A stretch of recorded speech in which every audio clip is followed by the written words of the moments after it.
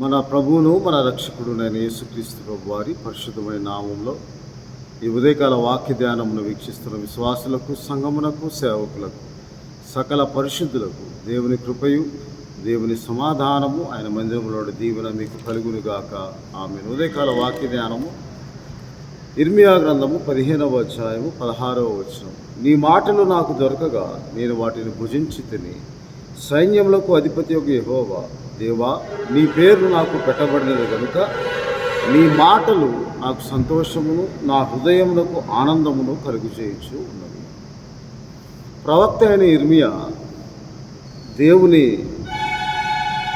వాక్యమును పొందుకొని, అది ఇశ్రాయేలులకు ఇచ్చిన వాక్యమై, దేవుడు తన కోపాగ్నిని బట్టి ఇశ్రాయేలీయులకు తెలియజేయమని చెప్పిన ఆ మాటలను ప్రవక్త అయిన ఇర్మియా రాబో కాలంలో సంభవింపబో సంగతులను గూర్చి ఇశ్రాయేలులను హెచ్చరిక చేయమని దేవుని వాక్యంలో ఆ మాటలను అతడు గ్రహించి, ఆ మాటలను బట్టి మాత్రమే కాక తిరిగి దేవుని జ్ఞాపకం చేసుకుంటూ, దేవుడు చేయబోచున్న గొప్ప మేలులను బట్టి కూడా ఆ మాటలను బట్టి దేవుణ్ణి స్తుతిస్తూ, తన వ్యక్తిగతముగా తాను పడుతున్న శ్రమలను కూడా ప్రభువా జ్ఞాపకం చేసుకోమని ప్రార్థన చేస్తూ 15వ వచనం, యెహోవా, నా శ్రమ నీకే తెలిసి ఉన్నది, నన్ను జ్ఞాపకము చేసుకునము, నన్ను దర్శించుము అని ప్రార్థన చేస్తూ, నీ మాటలు నాకు దొరకగా నేను వాటిని భుజించాను అనగా దేవుని చిత్తమును కనుగొంటూ ఉన్నాడు. అతని జీవితంలో దేవుని చిత్తం ఏమై ఉన్నదో పరీక్షించి తెలుసుకుంటూ ఉన్నాడు. ఎప్పుడైతే దేవుని చిత్తమును గ్రహించినట్లుగా ఆ మాటలను అవి దొరికినప్పుడు, దేవుని మాటలు శిక్షింపబోనట్టు, దహించున్నట్టు, అలాగే సమకూర్చున్నట్టు, సమాధాన స్థితిని అనుగ్రహించినట్టు, శాపమును ఆశీర్వాదముగా మార్చు, దీవెనగా మార్చు మాటలని వాటిని భుజించాడు అని అంటే ఆ వాక్యమును వెతకగా అవి దొరికినవి. మన జీవితంలో కూడా దేవుని చిత్తం తెలుసుకోవటానికి దేవుని సన్నిధిని వెదుకుడి అన్న మాట మనం జ్ఞాపకం చేసుకుని, ప్రభువా, నా శ్రమలో నేను వెతుకుచూ ఉన్నాను, నా ఆపత్కాలంలో నేను వెతుకుచూ ఉన్నాను, నాకు సహాయం చేయి ప్రభువా, నీ చిత్తం ఏమిటో నాకు బయలుపరచు ప్రభువా అని మనం ప్రార్థన చేసినప్పుడు ఆయన వాక్యం ద్వారా మాట్లాడతాడు. ఆ వాక్యమును భుజించిన అనగా ఆ వాక్యమును అన్వయించుకొని, ఆ వాక్యమును ధ్యానించి, ఆ వాక్యమును దేవుని మాటలుగా నమ్మి, దేవుని వాక్యమని గ్రహించి, దేవుడు నాతో మాట్లాడుతున్నాడని గ్రహించినట్లుగా మనం ధ్యానించటమే, చదవటమే, భుజించుట. ఆ గ్రహింపు చేయు శక్తిని దేవుడు మనకు అనుగ్రహిస్తాడు దేవుని పరిశుద్ధాత్మ ద్వారా. ప్రవక్త కూడా నన్ను జ్ఞాపకం చేసుకో ప్రభువా, నా శ్రమను, దురవస్థను జ్ఞాపకం చేసుకో ప్రభువా అని ప్రార్థించి దేవుని వాక్యమును వెతికినప్పుడు, ఆయన వాక్యము వెతుకుట అనగా ఆయన వాక్యము కొరకు, ఆయన మాట కొరకు కనిపెట్టుకుని ఉన్నాడు. ఆయన చిత్తమేమై ఉన్నదో తెలుసుకోవడానికి ఆ వాక్యం కొరకు కనిపెట్టుకొని ఉన్నాడు. అందుకే నా సన్నిధిని వెతుకుడు అని దేవుడు సెలవిచ్చిన మాటలో ఆయన మాట కొరకు ఆశ పెట్టుకోవాలి, కనిపెట్టుకొని ఉండాలి. ఆయన చిత్తం ఏదది ఎరుగునట్లుగా మనము ఆయన వాక్యంను ధ్యానించుచూ ఉన్నప్పుడు దేవుడు మనతో సమాధానకరమైన ప్రత్యుత్తరము దయచేస్తాడు. కాబట్టి ఇక్కడ ప్రవక్త అయిన ఇర్మియా, నీ మాటలు నాకు దొరకగా నేను వాటిని భుజించాను. దేవుని వాక్యము, ఆయన చిత్తము గూర్చిన మర్మము బయలుపరచబడినప్పుడు వాటిని భుజించాడు, తెలుసుకున్నాడు. ఎందుకనగా ఆయన చిత్తం ఏమిటో ఆయన పరీక్షించి తెలుసుకున్నట్లుగా అనే మాట అక్కడ ఒక భావమును వ్యక్తపరుస్తూ, అందువల్ల ఎలాగూ ఆయన మాటలు దొరకగా అంటే కనిపెట్టుకొని ఉన్నాడు, దేవుని మాట కొరకు కనిపెట్టుకొని ఉన్నాడు. కీర్తన గ్రంథం 130వ అధ్యాయంలో ఇలాగు భక్తుడు ప్రార్థన, యెహోవా, నేను నీ కొరకు కనిపెట్టుకొనిచున్నాను, నా ప్రాణము ఆయన కొరకు కనిపెట్టుచుంది, ఆయన మాట మీద నేను ఆశ పెట్టుకొని ఉన్నాను. ఆయన మాట మీద ఆశ పెట్టుకొని ఉన్నాడు. అందువలన అవి దొరికినవి. లేని ఎడల దేవుని చిత్తమేదో తెలుసుకోలేకపోయేవాడు. ఇశ్రాయేలును గూర్చి, యూదావారిని గూర్చి, దేవుడు చేయబో కార్యములను గూర్చి, తన వ్యక్తిగత దురవస్థను బట్టి కూడా దేవుని చిత్తం తెలుసుకోవడానికి ఆయన మాట కొరకు కనిపెట్టుకొని ఉన్నాడు. మాట మీద ఆశ పెట్టుకొని ఉన్నాడు.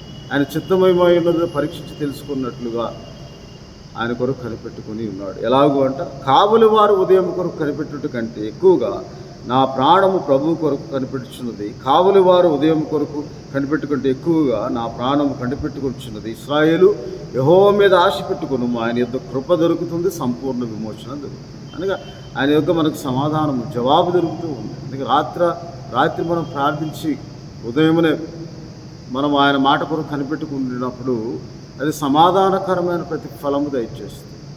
నీతియు సమాధానకరమైన ఫలము. అభ్యాసం చేసిన వారికి, అభ్యాసము కలిగిన వారికి, ధ్యానించి ఆశ పెట్టుకొని దేవుని మాట కొరకు కనిపెట్టుకొని ఉన్నవారికి రాత్రంతా ఏడుపు వచ్చిన ఉదయమున సంతోషం కలుగునని కీర్తన గ్రంథం 30 రాయబడి ఉంది. ఆ మాటలు దొరకగా భుజించాడు.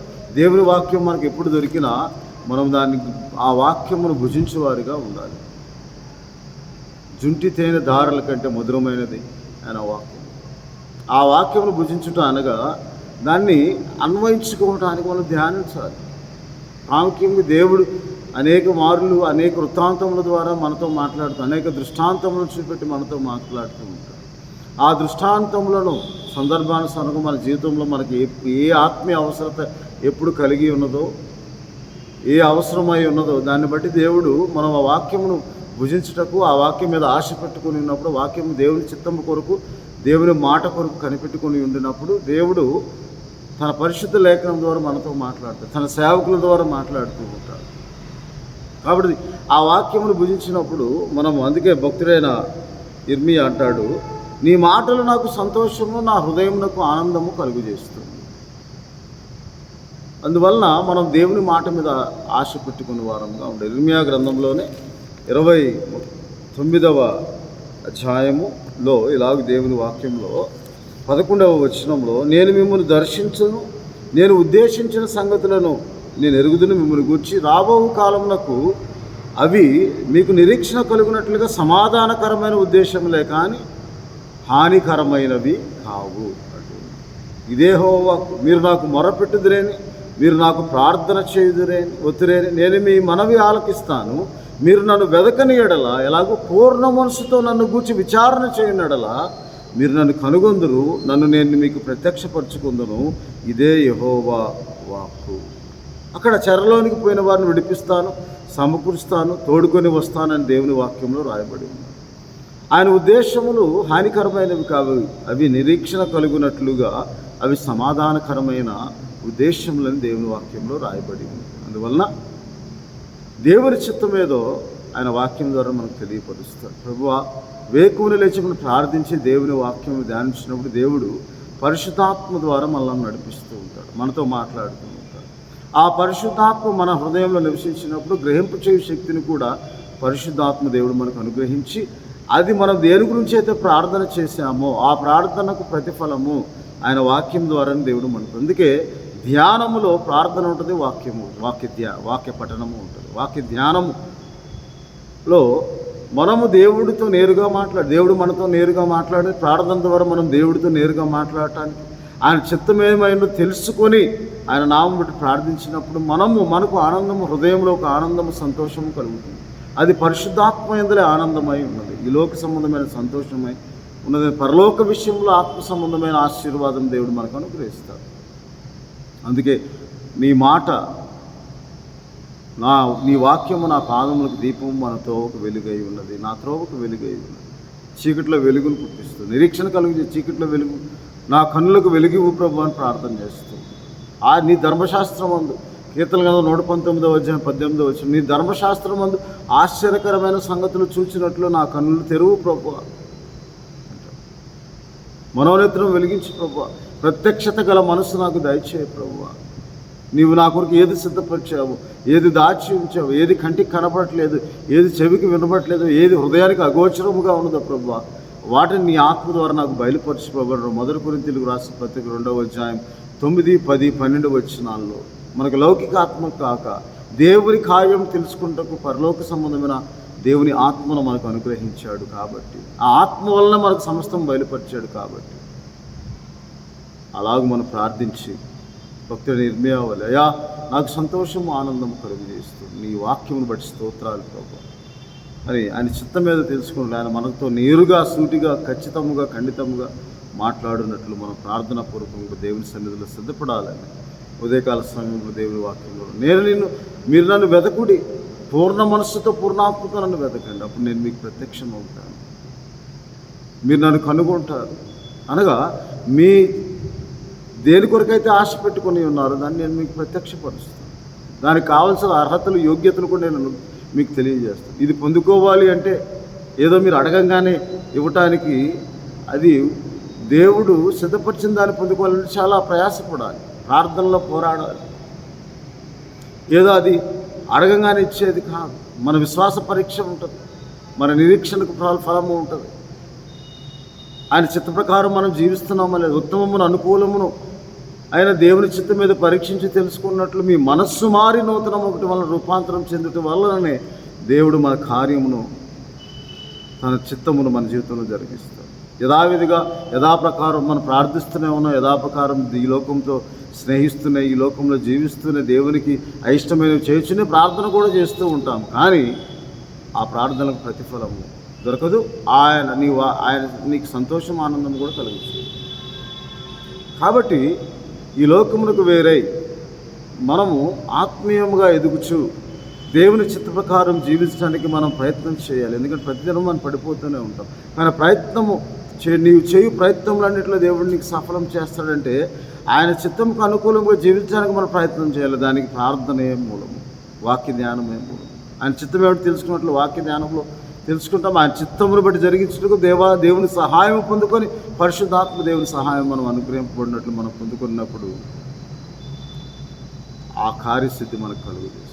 నీ కోరిక యావత్తు సిద్ధింపజేసి 21వ కీర్తన, సియోన్లో నేను నీకు ఆదుకుంటూ సహాయం పరిశుద్ధ స్థలంలో నీకు సహాయం చేస్తాడు, నీ ప్రార్థనలు సఫలపరుస్తాడు, నీకు హృదయానందకు ఆనందము సంతోషము కలుగజేస్తాడు. అప్పటి వరకు మనం ఎంత ప్రార్థించినా ప్రత్యుత్తరము దొరుకుతుంది. కాబట్టి దేవుని చిత్త ప్రకారం మనం జీవించడానికి ప్రయత్నం చేసినప్పుడు నీ కోరిక యావత్తు సిద్ధింపజేస్తాడు. ప్రయత్నం చేయాలి. ప్రార్థన ద్వారా మనం అన్నీ ఒప్పుకోవాలి. వాక్యము ద్వారా దేవుడు మనతో మాట్లాడిన ఆ వాక్యము ద్వారా మనలను దేవుడి హెచ్చరికను మనం అన్వయించుకొని, ఆ హెచ్చరికను శిక్షణగా మనం అనుభవించు, ఆ హెచ్చరికను ఆనందంతో సంతోషంతో దాన్ని మనం పొందుకొని దేవుని కృతజ్ఞతాస్తుతులు స్తోత్రం చెల్లిస్తూ, ప్రభువా నా హృదయం ఏ విషయంలో దోషారోపణ చేయించినదో వాటి విషయమే నీకు తెలియజేసినందుకు స్తోత్రాలు ప్రభువా. నీ చిత్తము నా జీవితం నెరవేరబడకుండా, నా ప్రార్థన నీ యొద్దకు చేరకుండా ఆటంకంగా ఉన్న ప్రతి విధమైన దాన్ని బట్టి నీవు చేసిన హెచ్చరికను బట్టి నీకు స్తోత్రాలు ప్రభువా అని మనం ఒప్పుకున్నప్పుడు మన హృదయంలో సంతోషము ఆనందము కలిగే మాటలు దేవుడు మనకు అనుగ్రహించి ఆ వాగ్దానం మన జీవితంలో నెరవేరుస్తాడు. కాబట్టి దేవుని ధ్యానంలో ఆయనకి ఇంపుగా ఉండాలి. 104వ కీర్తన 34వ వచనం, ఆయన గూర్చిన నా ధ్యానం ఆయనకి ఇంపుగా ఉండాలి. కాబట్టి అప్పుడు దేవుడు మనకు ఆయన సిద్ధపరిచిన మేలును, దాచి ఉంచిన మేలు అనుగ్రహించి, మన దేని కొరకైతే కనిపెట్టుకొని ఉంటాము, దేని కొరకు ఆశ కలిగి ఉంటాము, ఆయన మాట మీద ఆశ పెట్టుకొని మనం జీవించి ప్రార్థిస్తూ మనము ఆయన చెవియొగ్గు వరకు, కరుణించే వరకు మనం ప్రార్థించినప్పుడు మన హృదయంలో ఆనందము సంతోషము కలుగజేయి వాగ్దానం ఈరోజు దేవుడు నీకు నాకు అనుగ్రహించడానికి సిద్ధంగా. అట్టి కృపను, అట్టి ఆత్మ నడిపింపును దేవుడు ఈ మాటల ద్వారా, ఆయన వాక్యమును భుజించుట ద్వారా, ఆయన సన్నిధిని వెతుకుట ద్వారా, ఆయన వాక్యం కొరకు ఆశ పెట్టుకున్నట ద్వారా, ప్రార్థనాపూర్వకంగా ఆయన వేడుకున్నట ద్వారా, ఆయన కృప కొరకు కనిపెట్టి వారంగా ఉండినప్పుడు ఆయన మనకు సమాధానకరమైన ఫలము అనుగ్రహించి దేవుడై ఉన్నాడని ఉదయకాల సమయంలో దేవుడు మనతో అట్టి కృపను, అట్టి ప్రార్థనా జీవితంలో, అట్టి మాటలను, అట్టి వాక్యమును దేవుడు మనకు మన హృదయంలోకి సంతోషము ఆనందమును కలుగజేయ మాటలు దేవుడు అనుగ్రహించి మిమ్మలను సంతోషము ఆనందంతో తృప్తిపరచును గాక. ప్రార్థన చేసుకున్నాం. ప్రభువానికి స్తోత్రాలు. ఈ వీడియో ద్వారా వీక్షిస్తున్న ప్రతి ఒక్కరిని మీ కృప జ్ఞాపకం చేసుకుని దీవించి ఆశీర్వదించమని, మీ కృపాక్షేమములతో నింపమని, మీ మాటలు భుజించేవారుగా, మీ మాట కొరకు ఆశ పెట్టుకుని వారముగా, మీ మాట కొరకు కనిపెట్టుకుని ఉండేవారముగా, మీ చిత్తం మీద పరీక్షించి తెలుసుకుంటాం వలన మా మనసు వారి రూపాంతరం చెంది ప్రభు ఉత్తమమైన దాన నీ మాటను మేము పొందుకొని మీ వాగ్దానం పొందుకొని దీవింపబడే భాగ్యం దయచేయండి. ప్రతి ఒక్కరికి హృదయములకు సంతోషం ఆనందము కలుగు చేయండి. మా ప్రభువును మా రక్షకుడు నేను యేసుక్రీస్తు వారి పరిశుద్ధమైన నామం ప్రార్థన చేస్తున్నాము తండ్రి. మన తండ్రి అయిన దేవుని ప్రేమ, ప్రభువును రక్షకుడైన యేసుక్రీస్తు వారి కృప, పరిశుద్ధ ఆత్మనిచ్చే ఆదరణ, అన్యోన్య సహవాసం ఆయన మాట కొరకు కనిపెట్టుకుని మీకు తప్పక దేవుడు తన వాగ్దానం నెరవేర్చి మీ జీవితంలో స్థిరపరిచి మిమ్మల్ని ఆశీర్వదించునుగాక. దేవుడు మిమ్మల్ని దీవించునుగాక.